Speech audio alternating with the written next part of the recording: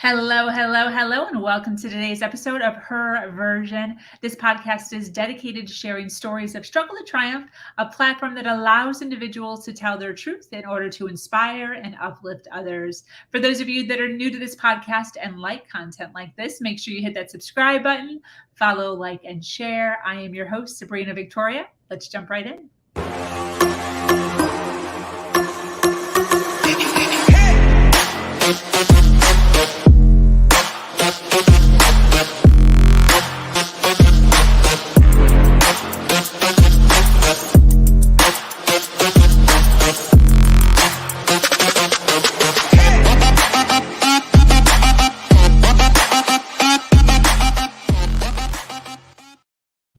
Thank you so much for being here. For those of you that are already jumping on live, I see you. Thank you so much for being here and hanging out with us today. If you're watching us on the replay, make sure you hashtag replay so that we know that you were here and we can send you some love.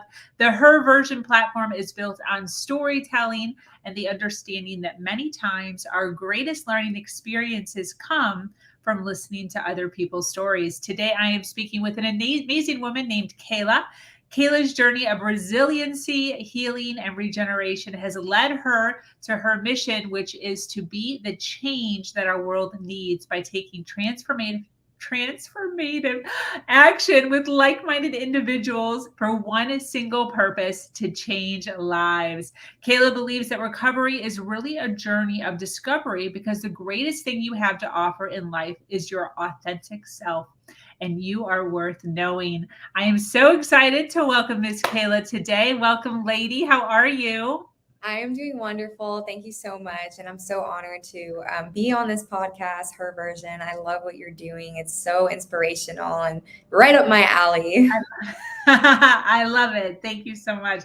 I appreciate you taking some time out of your day to sit down and hang out with me for a little bit and share some of your, some of your journey and some of your story. I think that it's so important, not only for us for healing, but also for other people who are on a similar path or who know people who are on a similar path, to be able to kind of speak to them with a little more kindness. Yeah.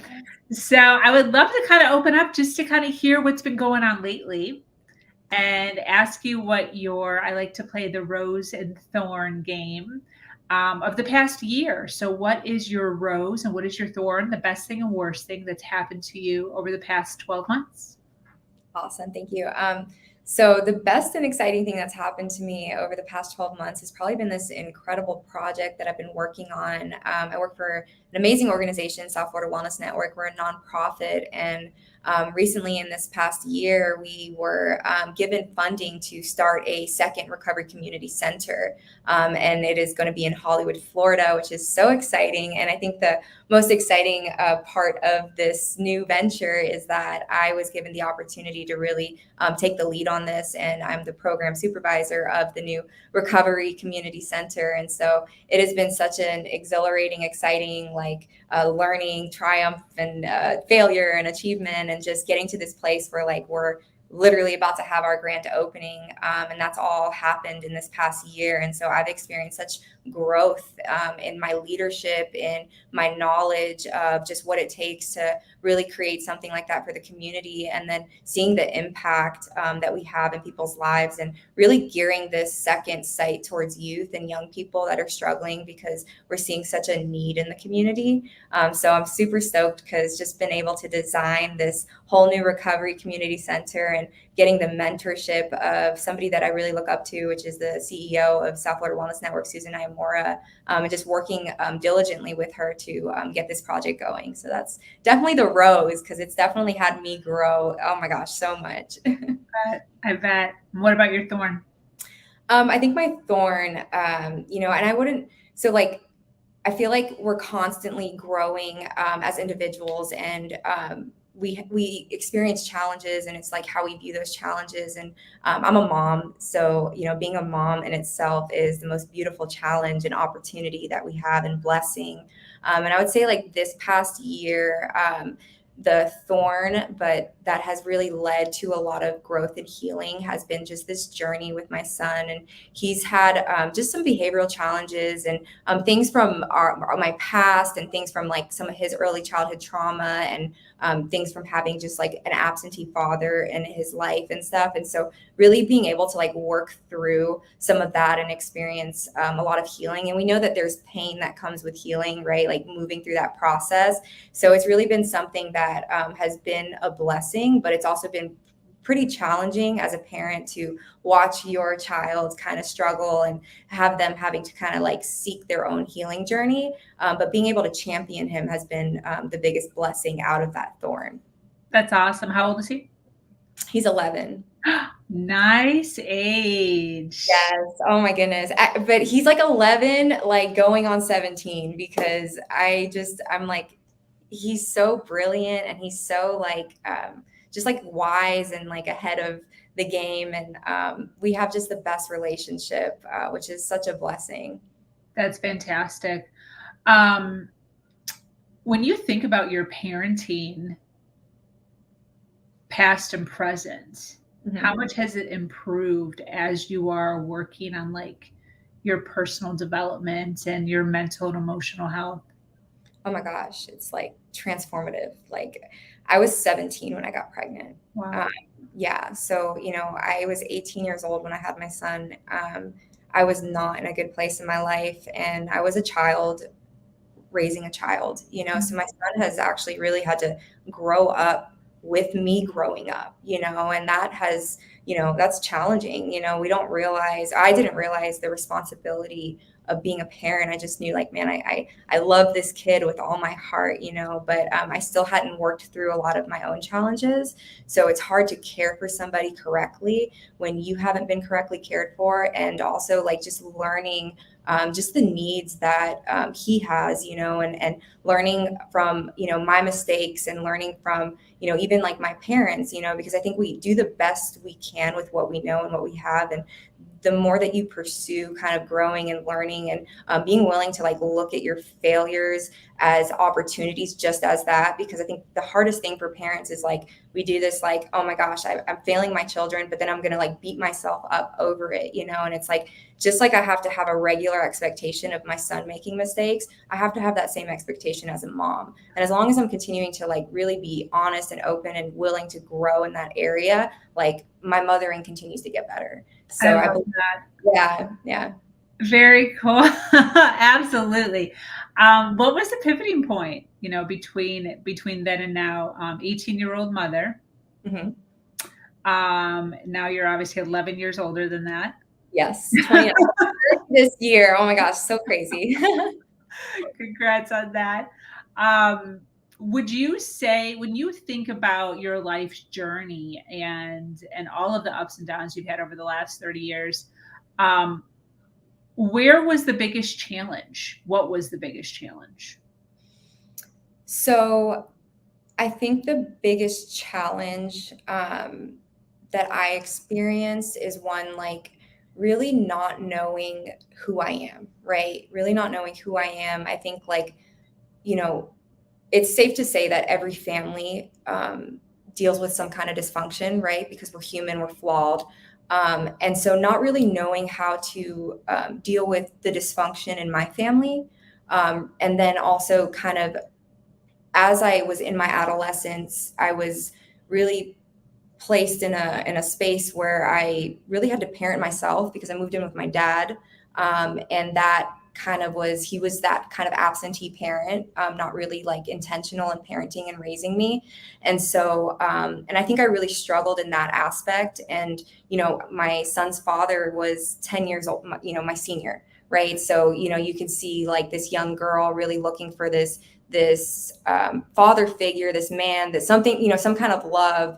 And that, my son's father kind of was that for me, right? Like I looked to him in that sense, and really just learning and growing into the woman that I am today. And it was really just through rising above failure, because through my adolescence, I turned to drugs. I turned to lots of things that I was trying to like fill this this void and this hurt that I felt, deeply inside with all of these things, and none of it worked, and then even getting pregnant at such a young age and thinking, oh my gosh, this is going to be the answer, right? Like, this is the love that I'm looking for. This is what's going to change everything. And, having my son was such a magical moment in my life, and it did change a lot of things, but did it truly change everything? Like, was I a changed woman? The answer is no.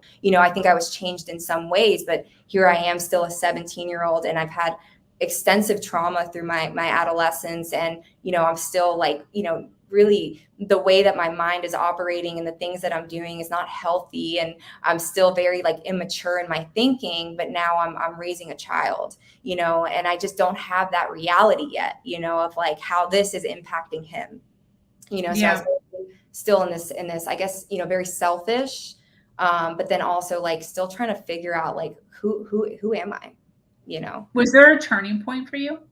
Oh my gosh. Yeah, there was a giant turning point for me. I think that sometimes we look at our life circumstances, and the most difficult parts of our life enable us to grow the most. And I went through some really difficult moments in life, having my son.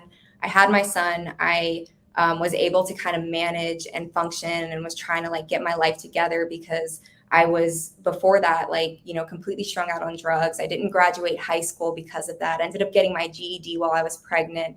I actually found out I was pregnant in a car accident, going to or leaving from a party from high school graduation where I did not graduate. And I ended up having to go to jail the next day after I was released from the hospital, pregnant, and so that was crazy in itself. And, and I had that epiphany, okay, I'm going to try to, really get my life together. But there was no actual change. There was no working through some of the things. I didn't understand that I really need to work on this healing journey, right? And this process. So nothing changed except that I'm pregnant, and now I'm not doing drugs, and I'm, trying to get a job, get my GED and stuff like that. So I think the internal transformation that I really had came after even more struggle, because I had my son. I had saved enough money, got us a double wide trailer. I was working my butt off. I'm a single mom. His dad was literally sentenced to prison the same month that I found out I was pregnant. Wow. So it's just crazy. Yeah. And so, I continue to kind of live in that lifestyle and have those same friends and struggle with those same issues. But it wasn't until, my son was around almost 5 years old, I actually lost custody of him. And my life continued to just really, I was just up and down. And then I hit this struggle where everything started to just go downhill, Did you lose him because of going back to drugs, or your lifestyle, or what? Why? Yeah, absolutely. So his father got out of prison. His father and I had the most toxic relationship, very toxic relationship. He was actually also my abuser. And so there was definitely a trauma bond. And I think, when I think of that love, the first person you love type of thing, that was him. I always said he was my first love, and I wanted to be his savior and fix him and be enough and all of those things.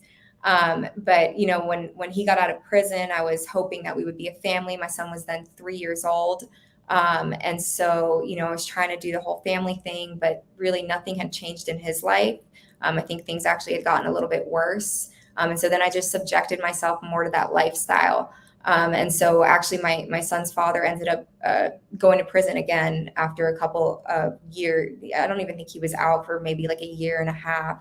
And, my lifestyle was just downhill as well. I was, completely addicted to drugs again, and just struggling. And it was really hard because, what I wanted was to be this amazing, great mom.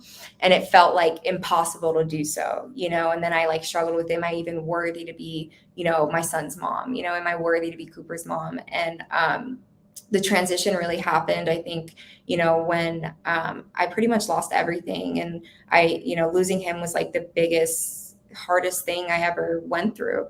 But it was such a reality check, and it was so necessary for this pivot, right? This pivot in my life was losing custody of my son. I also, picked up some charges in both Georgia and in South Carolina. And now I was being arrested and I was already on probation. And so I'm now looking at a prison sentence.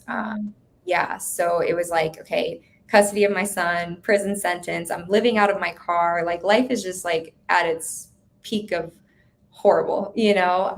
And it's funny because I think that like, you know, instantly like we kind of cry out, even if we don't like believe in God or we don't pray, we don't do this, but like your life is so hard and you're just like, you know, you're just crying out to something, like something needs to change. And, you know, those changes that were made, I didn't know how they were going to come in the form of, and, you know, like jail for me was a blessing, right? Like getting arrested and, you know, getting on probation, meeting this woman who was known to be the toughest, meanest, like probation officer out there, violate you on like the quickest, you know, whatever. And she ended up being like my guardian angel. You know, I think she saw something in me, you know, she saw beyond, you know, the sheet of paper with all the way I broke the law. And she just saw this little girl that was just broken and lost and afraid. And she really just spoke to me like a human being when like at a time in my life where I just felt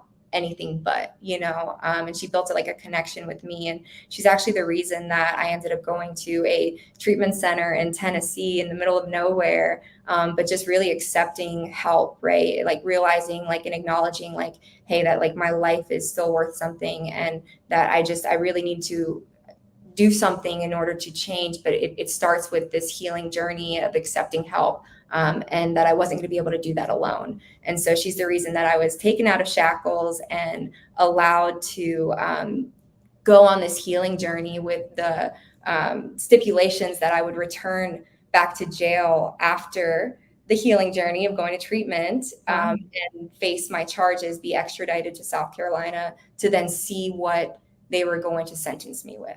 Okay. And what happened?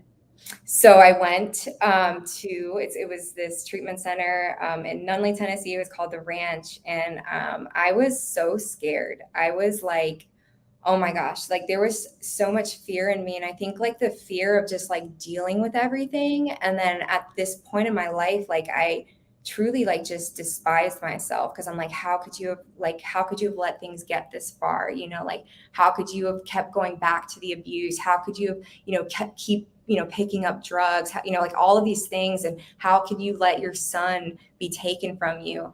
And like where my life was. And it just felt like I was literally in a grave and I had the shovel and I was the one digging, you know? And so, you know, that journey to getting there and like starting that process was like so scary. And I had actually some incredible therapists who are definitely a huge part of why I am who I am today and healed and have been able to like overcome a lot of things because they worked diligently with me. I had a trauma therapist and a regular therapist, and both said it was like pulling teeth to get me to talk at first. Like I just was so closed off. And I think I was into this place where I just didn't trust anyone, including myself. But it was just, you know, really hard to like really open up and allow somebody into my space, into my hurt, into like everything that I had experienced. And that was like a really a big process, but they were willing to put in the work to build that relationship with me, and be patient with me. And, you know, that during that time was the most difficult, beautiful, just like breakthrough time of my life. I always tell people, man, like probably the most difficult but greatest thing you can do is really work on you, right? Is really to focus on. I love that. Yeah. I mean, it's just, and if you're not willing to do the work, your life will suffer, you know, because there's so much freedom when you walk through that, even though it's scary walking through that. But I just want people to know you don't have to walk through that alone. And then you can rise above those adversities and rise above those challenges and those failures. And that's exactly what these women helped me do. They helped me to really learn who I am and learn what I'm worth, and know that I can experience healing and that I was definitely worthy of being Cooper's mom, because God wouldn't have blessed me with him when he did, even though when he did seemed to be like the worst timing in the world, but it was obviously like the right timing, and so I just had to trust in that. And I was only supposed to be in treatment, I think, for like it was like the 30 days, right? And then it was like, okay, we're extending to 60 days. And I kept getting so angry about like these extensions. And then by the end of the 3 months, I was like, no, I need more time. I need more time. And I was there for almost 5 months. And by the time I left there, I didn't want to leave. And that's how my two therapists, they knew I was ready. They're like, you're ready to fly, but I was just like so scared to, because man, like there was so much safety that I had experienced for the first time in a really long time. Like that became my safe place, right? Because as you're working through trauma, and when you've lived and you are still like in that trauma and in that, like living in that space in your mind, it's like really hard to like, feel safe, right? So then your mind is like fight, flight, like it's going crazy, and so I finally had felt like, okay, calm and at peace and at a place where I feel safe. And I was able to allow people in, and I was able to really experience that breakthrough healing. Yeah. I want to backtrack a little bit, because one of the things that we talk about a lot on this podcast, and I love to hear other people's take on it, and you never know who's listening, is the trauma bond. It's such I remember for me, I felt so stupid all of the time, leaving and coming back and leaving and coming back, and liking it to like, we're so in love, and that we're so passionate, and all of the excuses that we give it. But I would love for you to explain what trauma bond means to you, and what your trauma bond looked like, because everyone's is a little bit different. Okay. Yeah. So I think, for me, like what trauma bond means for me, and like what it really has been with that experience was, like you said, I think that this idea and this love, right? Like this very toxic love, because I had to ask myself, like, was it really love? And I sat and I'm like, man, like, is that really love? And I have to say, like, yes, it was, because I believe that like love is so powerful that it can cause you to do crazy things, and it can really, and it's a choice, and it's like you'll be willing to take in so much and endure so much. But now I don't believe that it was a healthy love, right? Because I think it was also this love of like, this person holds this space in my life where they're almost like a god, right? Like they're this god in my life, that not only do I feel like I just love with everything in me, that I'm willing to endure anything for this person, but there's the manipulation, and there's just that, I'm not worthy of anything greater than this, right? So you almost believe like, this is what I'm worthy of. So I believe that like what is in my heart reflects in my outward, right? So if I believe I deserve this, and that, I'm not worthy of anything better, and that this is maybe what love looks like, then, it's just this whole like psychological mess up in your mind. And so like the bond part of it too is just like, I mean, as a woman who was dealing with like just no self-worth, like feeling all of those things, I felt just like so like connected to this person. I have such a history with this person, and an abusive, a toxic history, right? But a history at that, right? Because there was obviously like a time and a space where there was this, like, I fell in love with him, type of thing. And so, the bond is that, like, I just feel like they hold such a hold on you, there's such a hold on you, because it's like, when I think back to like, man, like, at who I am today, I'm like, I would never, like put myself in those situations again. But that's because I've changed so much, and I've healed so much, and I know who I am. I know what I'm worth, and I know what I'm willing to put up with. And I know that like something like that is not like love on their end, right? Like, for a man to be that way in a relationship, they're not loving you, and so I really just didn't love myself. And the trauma bond that we had was just that. It was like this constant, like, in my mind, like my greatest desire was to always be a family, right? Like I just always wanted to have this family. When I had my son, like I had created this fantasy that like that was going to be enough for me, that was going to be enough for him, like we were going to be this great family. I didn't want to do drugs, like I didn't want to live this like crazy lifestyle, like I didn't want those things, but I just wanted this man to love me, love my son, and that was enough. And we could just be this like white picket fence type of family. That is not what the image was, but that was the fantasy that kept me with hope, and I think that it's so interesting hearing you say that. And that was one of the things that I wanted to notate is you said again and earlier on, I wanted to be a good mom. And it's so interesting to me because I don't know about you, but I'm a huge fan of Dr. Phil. I just adore his shows, and I know he has a lot of haters and a lot of admirers, but I love his show. But I look at these women or men sometimes, and I can't even fathom how they can be leading the lives that they're leading in drugs or alcohol or whatever it is. And they're still viewing themselves as a good mom or a parent, or they're, to me, from the outside looking in, it just looks like you just gave up. So it's so interesting hearing you like honestly say, I literally wanted to be a good mom.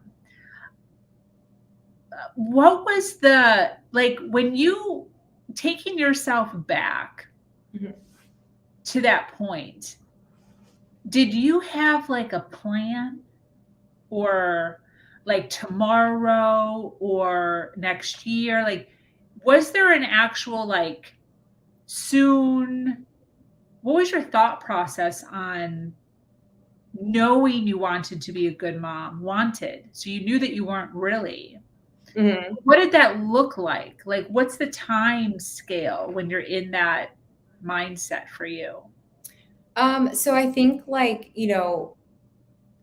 for me, it was like, being able to provide was like a really important thing for my son as well. And I think like I had this idea too, like there was a lot of drug dealing, right? Like in the midst of like my adolescence, and then like with my relationship. And then I got into that because I was like, oh, business, I'm really good with business. I know, I was like, oh my gosh, like this is, like this is easy for me. And it became, so I got almost like addicted to that aspect of it too, of just like, okay, like I'm providing for my son, like who cares how I make my money, but I'm able to, as a single mom, like have our own place. He has a playroom and his own room and all these things, when really like when you look from, you remove yourself out of the situation, you're like, from outside, like this is so dysfunctional, this is so dysfunctional. And I was a functioning, user, right? Like I was, I wasn't stealing from anybody. I was hiding it pretty well, for years, because it was just like,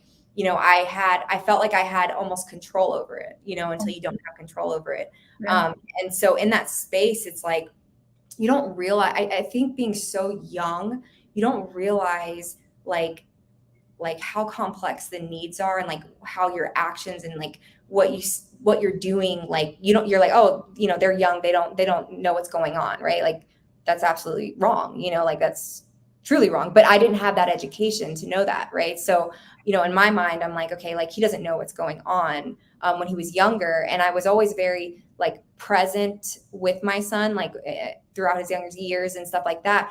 Looking back now and like seeing, and obviously like being, losing custody of him, and like going to a rock bottom where it was like, yeah, there's definitely no way that I was operating as a good mom in that sense, except for the fact that like I loved my child. And probably the biggest thing was that like when I knew my life was getting really difficult, I wanted him out of that space. So had already like put him with a relative, so that he wasn't living in the chaotic dysfunction of my addiction and, my life and relationship and stuff like that. So I think like those were two good choices that I had, but I was still so selfish in the sense of like, this is my kid, right? This is my child. Like you're taking this child from me. and really not looking at so I was more so looking at like my needs in that sense, right? Like I need my child to feel, competent as a person. This is my kid, rather than like, what is my child's needs in this moment? And right now, like I'm not meeting those needs. And I think the switch for me was in treatment, really going from this place of still like angry, blame, victim, to like, responsibility, truth, and then like really like stepping into that and owning it, and saying, you know what, like, thank God, right? Like, thank God that, he was taken out of my custody. And thank God that I had left him with a relative at that time, because I was not operating in any sense of being able to care for him, provide for him, or be anything that he needed, and then it was more of like what are his needs, and putting him first, right? It was like, wow, like this whole time I've been really selfish in like putting myself almost first, like trying to put him first, but really just coming from a very selfish place to like, okay, this is really about him and what his needs are. And I mean, even when I got to the end of the road where it was like, now I'm simultaneously fighting a court case where I can go to prison and fighting for custody of my son, right? So those two don't look good together, because it's like, how are we going to even give you custody if you're going to have to potentially go to jail, Wow. right? Yeah. And then, and it was really hard because you're like trying to heal and like move towards things. And now you're like, it's all these other things that like you're doing wrong, and like, the things you've done wrong. And so it's like facing all of that while you already feel unworthy, while you already feel disgusted with yourself, while you're already like, going through the shame and the guilt and like all the things that I had experienced, because like I truly love my son, like that's like undeniable, but also what's undeniable is the fact that like I really couldn't care for him in that time, and I wasn't being a good mom for him, and for his needs. And I actually, it's a funny story, but throughout that experience in treatment, oftentimes I would find myself, it was like, the woods, you're in Tennessee in the middle of nowhere. So all these wooded areas, and I would be outside, and I would be fighting with God, like fighting in the air. Like, why is this happening? Like, why, like, why did all of these things happen in my life? Like, like, I'm just crying and then being like, I'm so sorry. Like, I just hated that there was a separation, because me and my son, no matter what, we were always so close. So even the separation was traumatic for me, and it was traumatic for him, because he was with me through everything, like we've been together. And so I would just cry, and I would argue with God, and I would just, plead my case, and I just like cursing God out, like I was just so angry.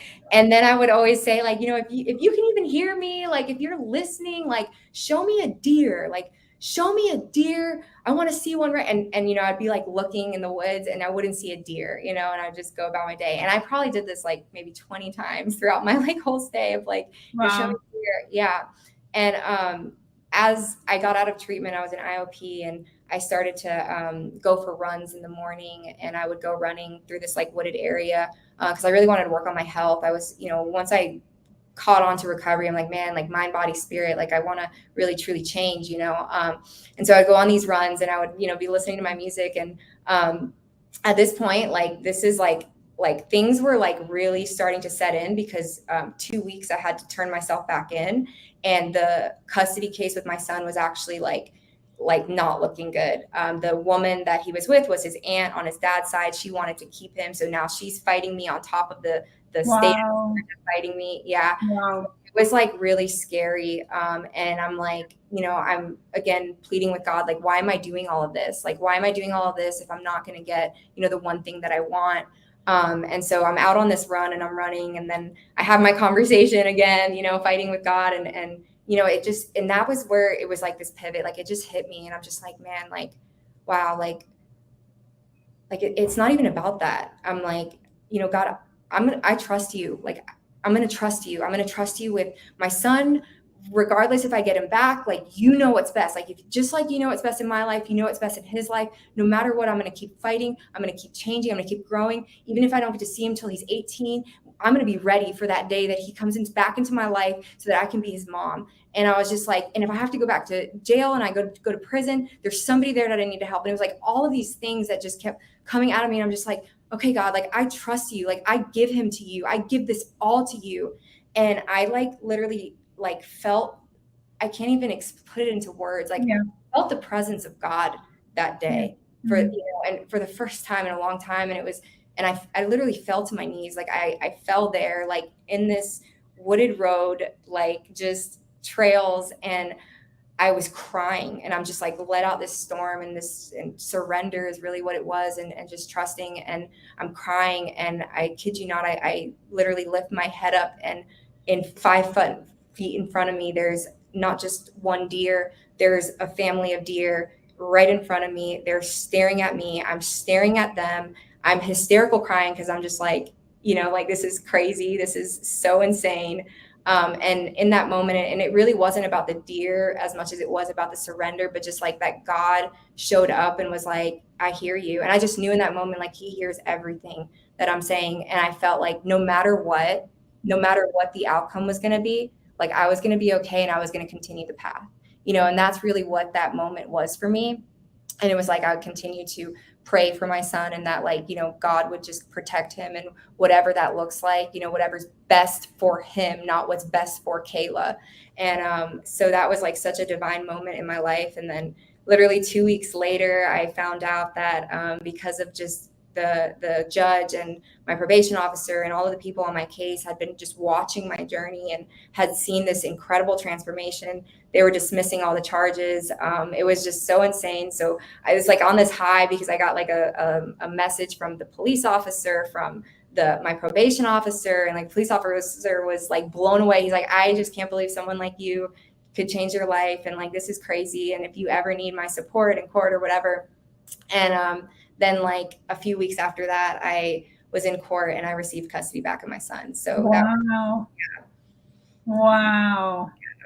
Does your son know the story?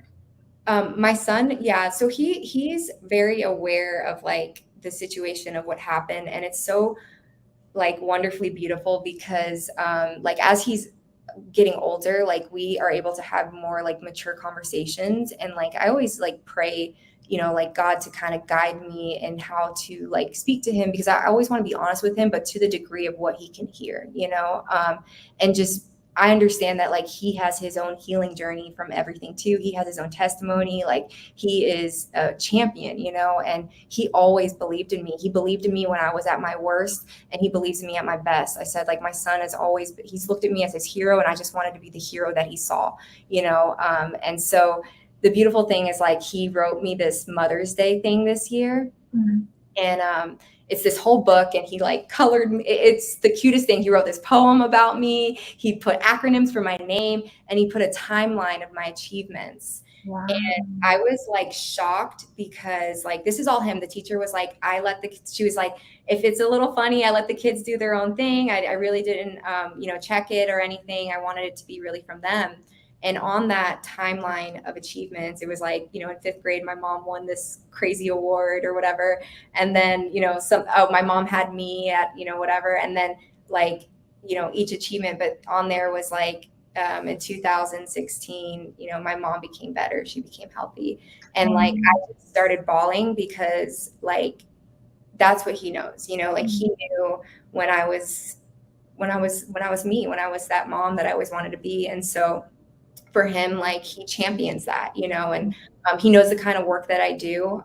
He has such a big heart too. And I think that some of his journey has to do with that as well. And then watching me struggle, watching me grow, watching me just really go through everything has been, in his perception and his mind and stuff. And he tells me, I'm his hero, I'm his favorite person. And so that's the blessing really, is being able to step into that space and feel confident when my son looks at me in that way.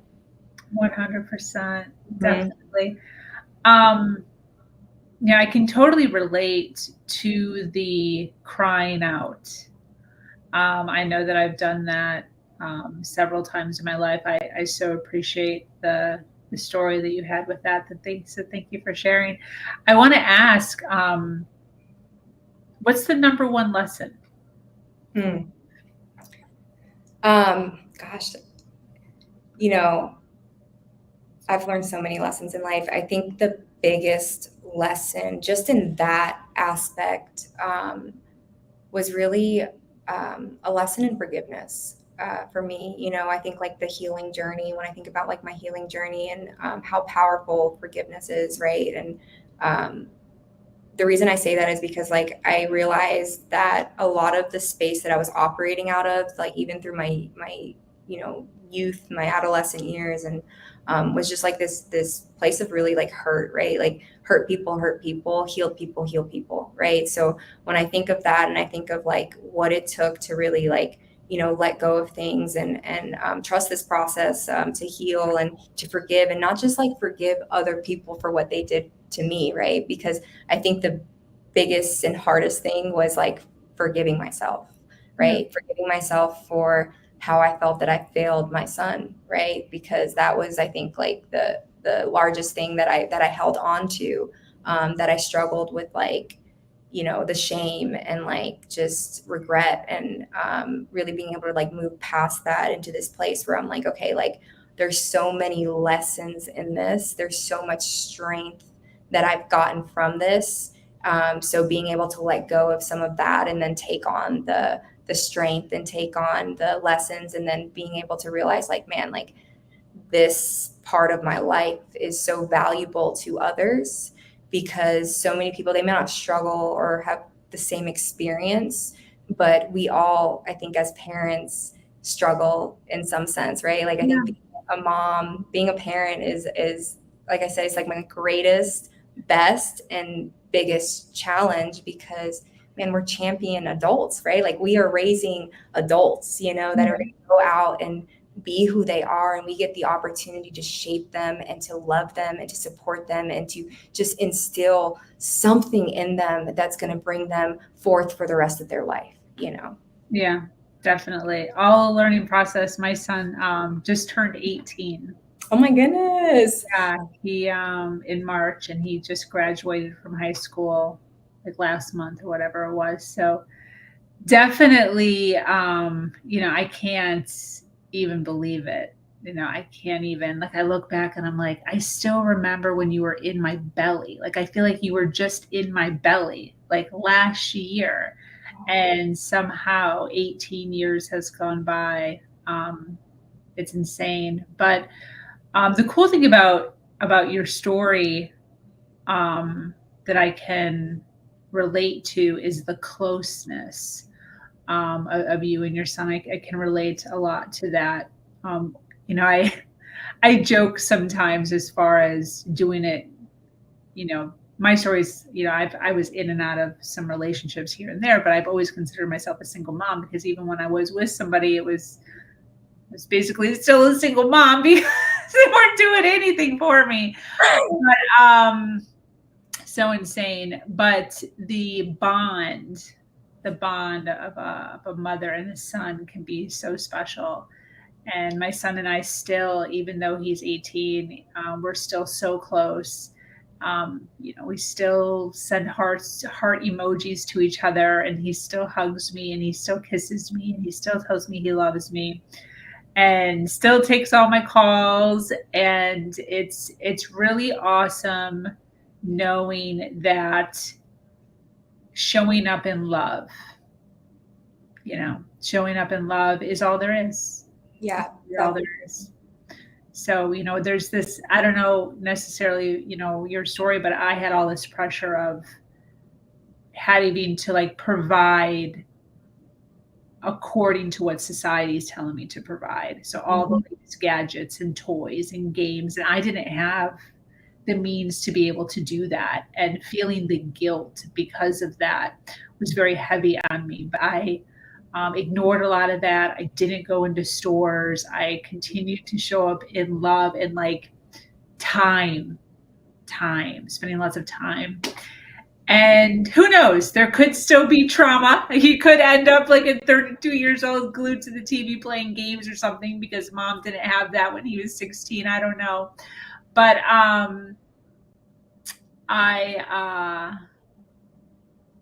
I think that the way that you're doing it is the best way.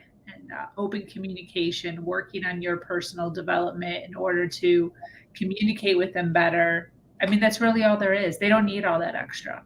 Agreed, completely agree. I think that you hit it like right on the nail because my son doesn't care about all of that material. Like he just wanted me. Like Yeah. he would trade it in a heartbeat for Yeah. just time with mom, you know. And I think that the one thing that we maybe lack right now, and I think this is why a lot of the young people are struggling, is there are so many distractions from that actual connection and that love that's so needed in a home.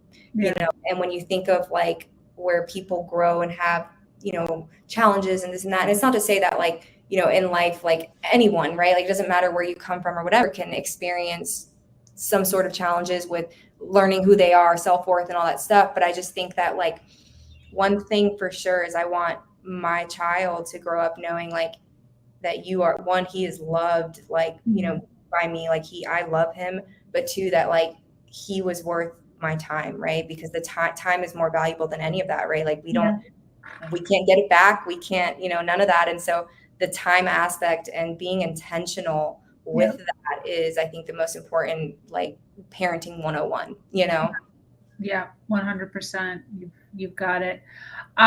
So we have a pretty hefty audience listening here live. I want to say thank you to the audience who's here hanging out with us, listening to Kayla and her awesome journey that she's been on. If you're watching us on the replay again, to make sure you hashtag replay so that we know that you were here and listening to us. But Kayla, I want to ask, what do you do? The business that you're in, the community that you're help. I think it's so phenomenal, and I'd love for you to take some time to kind of share with us, you know, what you are doing for all the humans right now. Awesome. Yeah, I'm super excited to talk about that because I certainly work for an amazing organization. We're a nonprofit, South Florida Wellness Network, located in Broward County. We service families, youth, and adults with any kind of substance use and or mental health challenge or are at risk. The beautiful thing about our agency is that everybody that works there, including the CEO that runs it, has lived experience with either substance use or mental health or both. And so we have like a plethora of an incredible team of people that just guide, support, whether that's emotional support, linking to services, community-based services.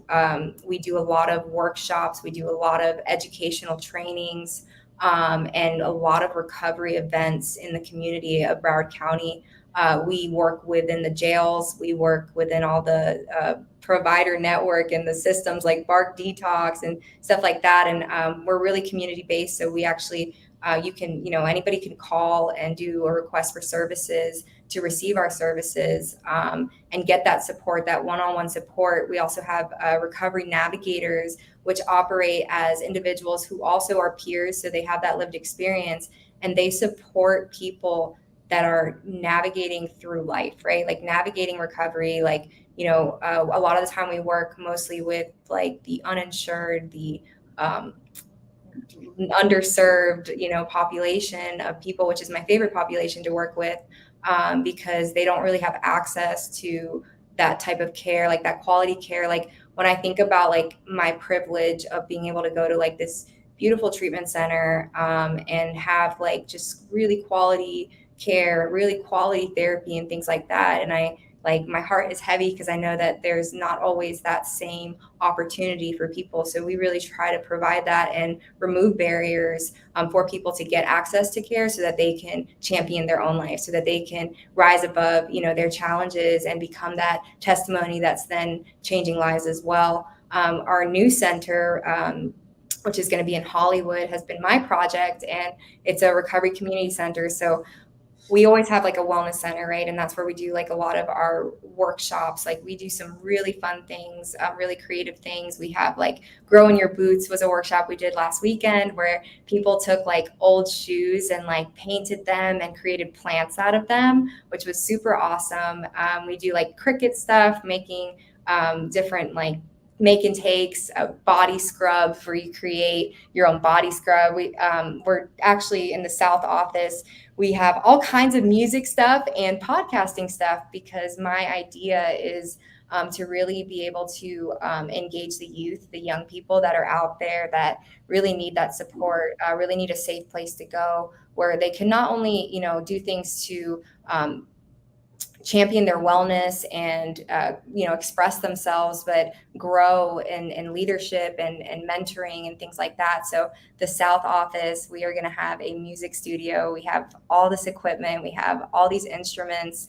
We've really made it super fun. We have pool tables and gaming stuff and dartboards and all kinds of stuff to kind of really engage the youth and let them know that they can not only just hang out here and like have fun, but that we can also do some, developing them and champion them and helping them. I started working in the youth programs because I love young people. And I will have to say, like, I think my lived experience, but then also being a mom and like going through my son's experiences and his healing and supporting him through all of that has given me so much passion to come alongside some of these young kids that don't have that. Like, we work with kids that don't have parents. They're in group homes, they're homeless, they're in foster care in the system. And it's like, man, like they just need somebody to champion them, to believe in them, a place to come to really be able to express themselves and receive the support that they need. So we do that here at South Florida Wellness Network, amongst so many other things. We also have a street outreach team. And so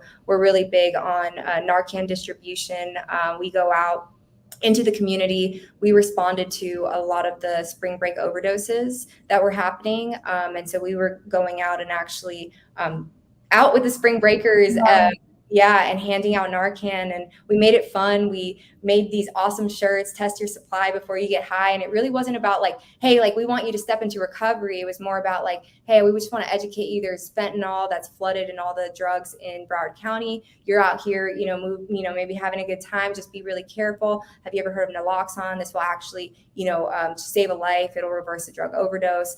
And so you may not do drugs, but you never know. You might be in a club and something happened, because actually while we were out there, like we were training clubs and bars and different restaurants, because they were like, oh my gosh, where were you? We had an overdose last week, and it was the response from the community. And we handed out like glow bracelets and we put the Narcan on there, and just like really being able to support lives being saved, because that's like really what the reality is we need to do more harm reduction, because there's so much going on right now in our community with fentanyl being laced in so many of the drugs, like marijuana even now, which is insane, and cocaine. Why are they doing that? Like, I don't know much about it, but I've heard. Yeah, what is fentanyl? Why are they doing that? So fentanyl is an opioid, but it's like extremely potent. It's like a man-made thing. It's people can get it so cheap, like drug dealers, but it is extremely addictive. And so a lot of people that have like an opiate use disorder, like maybe they started with using like, Percocets in some kind of pill form and then switched to heroin. Well, now like you don't even find heroin on the streets. It's all fentanyl.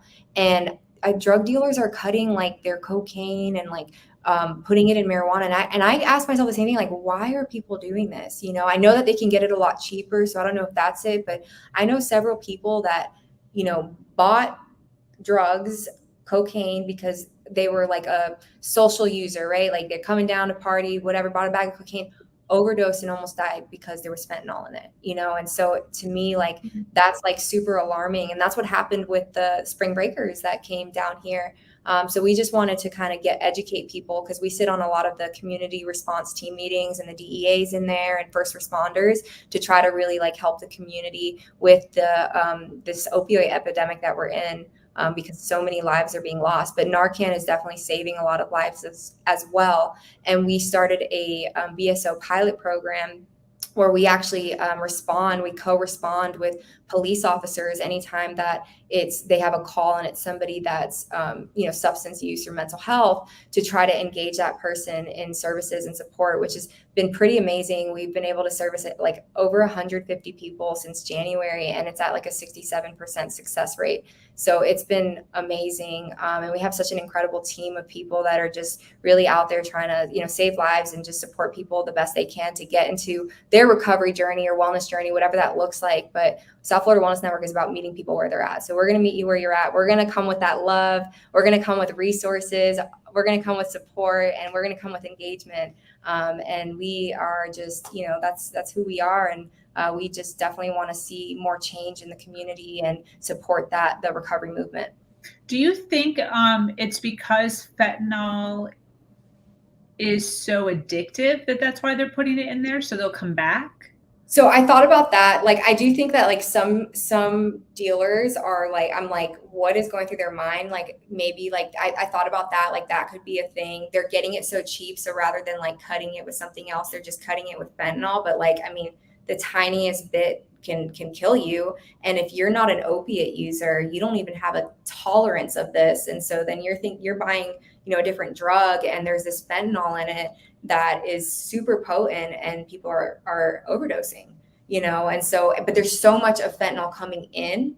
Like I can't remember how, like we were in a meeting and they had seized, and pills too. Pills are being created and with fentanyl. So that's like another thing that's happening, you know? So I just tell people like really beware of, you know, like what you're doing, because it's like Russian roulette out there, you know? And it's scary because like young kids, like the youth, that it's getting younger and younger of kids like experimenting. But what we're seeing is that like younger kids are going straight to like the hardcore stuff, you know? And then I also think that plays a role of like things being laced, you know, because if something's laced and you're, you know, trying it, that's actually what happened to me when I was young. You know, I was living with somebody who was older, and she was, you know, addicted to drugs and in that lifestyle. And she almost like really was like really trying to get me to start to like use drugs. And at that point I was like, no, I only drink and smoke a little weed, you know? And she just kept like pressing like to try cocaine. And I remember like the first time I tried cocaine, and I was like, oh, I did not like that, you know, like the way that it went up my nose, whatever. But then I did like the high, you know. And then the next time she like literally, you know, was trying to get me to do it, she was like, oh, it's the same thing that you did before. But it wasn't. It was methamphetamines. And I had no idea. And that was like a whole different thing. And I actually like spazzed out because, you know, I was up for like days and I was freaking out and I was scared. And like, you know, I'm like, what is the purpose of that? And so like, it's really sad and disheartening, you know, that seeing this in the community. So she purposely did that? Mm-hmm. Wow, that's so scary. Yeah. And obviously I, you know, as I grew older, like knowing like, okay, this person is not your friend. But at that time, you know, do you guys do anything for preventative? Because I'm thinking of my son, like, you know, as far as I know, my son hasn't done anything. He doesn't drink or anything. Him and his girlfriend are both like adamant, very healthy. They both gym rats, you know. But you think of like, they could go to a party 2 years from now. You know, he's only 18. He has his whole life. He go to a party when he's 20 or 21 and decide to try something. Are you, or not you necessarily, but like your SFWN? Yeah. Do you guys do classes for preventative just to educate young ones? Yes. So I actually started taking over youth programs because that's what I'm all about, is like, man, just prevention, education, and like supporting our young people to kind of keep them kind of veered from that, but also help them if that's kind of what they've gotten into. And so we do a lot of like educational trainings. I'm actually trying to become SFW and become a school vendor as well, because I think it's like super important just to educate kids. Because even like with the vapes and like what was going on with the vapes in the schools and with all the kids, and like they're vaping all kinds of drugs, you know, in these vapes as well. And so like, that's another scary thing. So I think it's like prevention on educating the youth, like educating young people, but then educating parents, right? Like educating parents so that they can also educate their young people, you know, because it's really about them knowing what's out there so that they can make a better educated decision, right? Rather than just, like you said, like a young person experiencing like life. I'm going to a party for the first time. I'm going to, you know, because that happens and it's unfortunate, but that could be that one time that, you know, it's laced with something that you got from somebody that you trusted, because that's happened a lot too. And, you know, it's fentanyl. Yeah. I grew up in the DARE program. I'm a 1982 baby. I'm an elder millennial. And that scared the hell out of me. I know that, I don't know if DARE even exists anymore. I know they went through a whole thing, but I've never done anything. I've never even taken a puff from a cigarette because of that training of like, just stay away, all of the like videos and the little speakers that came to speak just scared the shit out of me.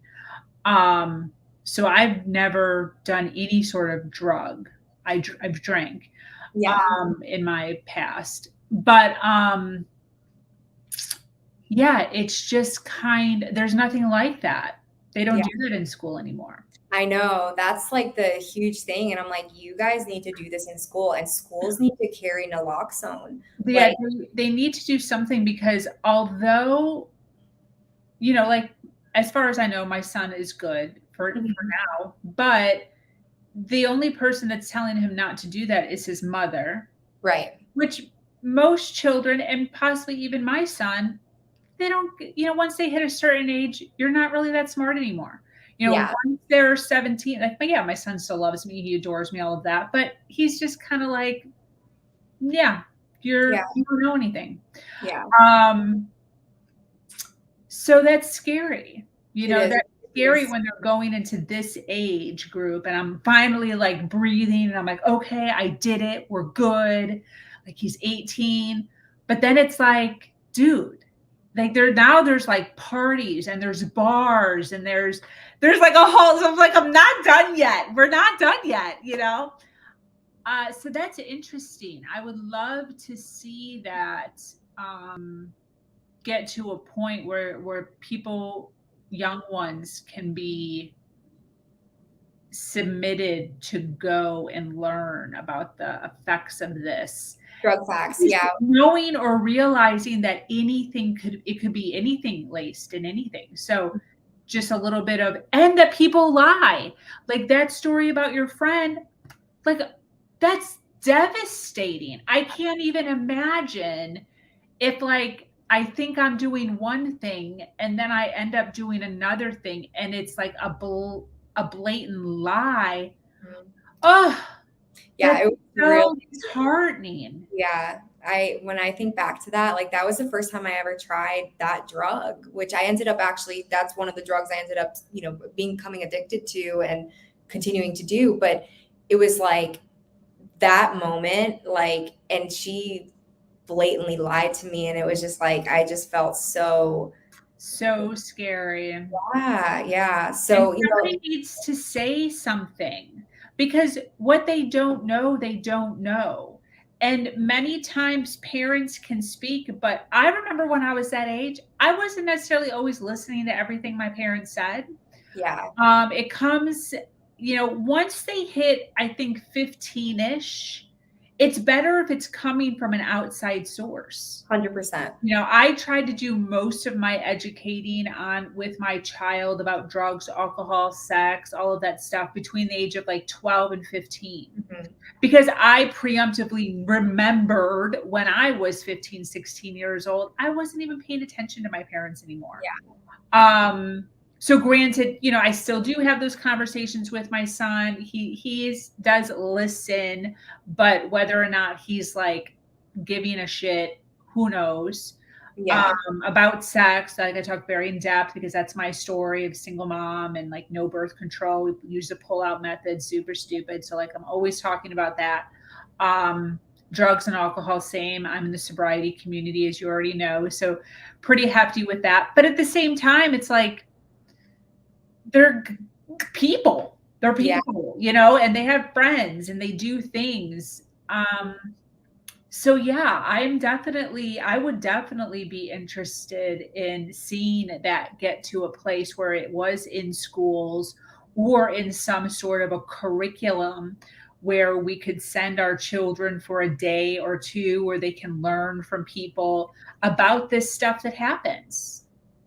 So that's actually one of my goals, I because of love that. taking over youth programs is like, I am always like, we see a lot of treatment, right? Like we see a lot of that, but like where I want to put more focus to into prevention. Yes. And prevention really starts with that like education. And you're absolutely right, because I think that when youth hit that age, it's like they really do need an outside source Yeah. in. And so like what I love is like I have a team of like also some young people in recovery, and like having them like kind of give those facts, but then also share their experience. There's like more of like a respect to what a young person is hearing coming from a person they feel like, okay, this person is still young, I can relate to them. And then like hearing not just like the fact aspect of it, but like, hey, this is some of my experience, and not coming from a place where it's like I'm trying to like tell you how to live your life, I'm trying to tell you not to go have fun, but like just be cautious because this is what's going on. So that you have that thought when you're at that party and there's that moment, and in the back of your mind, you're like, oh my gosh, like I remember, this moment where, Exactly. yeah, I heard that this is what's going on in this fentanyl and the drugs, blah, blah, blah. And then also having those tools, right? Like naloxone, which is to reverse a drug overdose, and it won't harm anybody, right? So like I could spray naloxone in my nose. It's not going to do a thing to me. But if there was a fentanyl or opioid overdose, it will save somebody's life, Wow. And so it's so important for people to know that that's out there. There's also like we've been trying to get them to pass the fentanyl testing strips, which they didn't this year, but we're trying to get it passed again through legislation. But Or you I can think test your drugs. where you can test your drugs, because that is a vital tool, right? Like if you know that we're not going to stop people from using drugs, right? Like that's just not going to happen. Oh, But maybe that's you can so save lives interesting. and keep people safe, right? So if somebody's like, man, like they're experimenting and they smoke marijuana, or that, whatever it is, there's this strip that you can test, and just to make sure that your drugs aren't laced with fentanyl. Yeah. So I think that these like tools, which is all considered like harm reduction, because that's what we're doing. We're meeting people where they're at, right? Like Yeah. when I went out for spring break, I wasn't in the club and at the bars saying like, don't drink, don't do drugs, like recovery. I was like, hey, we know you're out here having a good time for spring Yeah. break. Like, let me just educate you a little. And it was so receptive. Like Yeah. people loved it. And I met nurses and they're like, oh my gosh, like this is incredible. We actually had like news stations come out and cover that, because like people were just like, wow, like this is so great. Like this is going to not only is responding to the challenge, but in a way that's more like educational and like putting tools in people's hands that's going to help them to keep other people, safe. Totally. That's awesome. What's some advice that you'd give to females who are struggling with the same thing you struggled with? They know they want to be a good mother, they can feel it, they can envision it, but it's taken that step. What would be some advice you'd give to people who are hiding it like you were? Yeah, I think like the biggest thing is like being honest, like being honest with yourself, like, knowing that like any change that really is gonna begin to occur has to begin with that like honest moment, that honest conversation. Like I had to actually like get real with myself and be like, man, like, yeah, you want this and this is what you want, and just acknowledge where I was at in that moment, right? And Mhm. just know that, man, like change is possible for any and everyone, right? Like, and that's a process, and it's not that you're bad like as you are right now. It's just that, hey, I want to be better, and there's some things that are keeping me or blocking me from getting better, and now I need to start to deal with those things so that I can be the best me that I can be, right? Like God created you uniquely, he designed you with incredible gifts and a heart of love, and it's like, how do I access that and then be able to just give that out, right? And become that person, and be patient, man. Like change is a process. It is growth is a process, and you're going to ride the emotions of all of that. And I think the biggest thing too is like sometimes when things are falling apart, we seem to have this like, oh my God, my life, like this is horrible, blah, blah. Whereas like I now know, like embrace that, because when things are really falling apart, like you're able to kind of like now see what needs to change, and it's really that opportunity to now make that difference, right? So like when things are revealed, then I can work on them. If I don't know that there's a problem, or I don't know, like what's going on, there's nothing that I can do or that I'm willing to do. But when things are kind of breaking down, I'm like, oh, that's because you're getting ready to be built back up. Got it. Makes sense. I love it. Absolutely. Well, thank you so much for being here and hanging out with us and sharing so eloquently your story and your journey and everything that you have been through. For those of you that are watching live, we appreciate you hanging out with us over the past hour. This community is everything to me, and having women like Kayla who understand the process of healing from our stories and teaching others through our stories is the only reason why this podcast is expanding the way it is. So I appreciate you, Kayla. Thank you so much. I appreciate the audience who's here and enjoying this content. So the Her Version community is expanding every single day and is filled with females who are striving to do better than they did yesterday. For those of you that are new to this podcast and like content like this, make sure you subscribe, follow, like, and share. If you have an amazing story to share of struggle to triumph, be sure to reach out to me here or at herversion.life. I am your host, Sabrina Victoria, and I am so honored to be here on a platform that allows people to share their truth and inspire others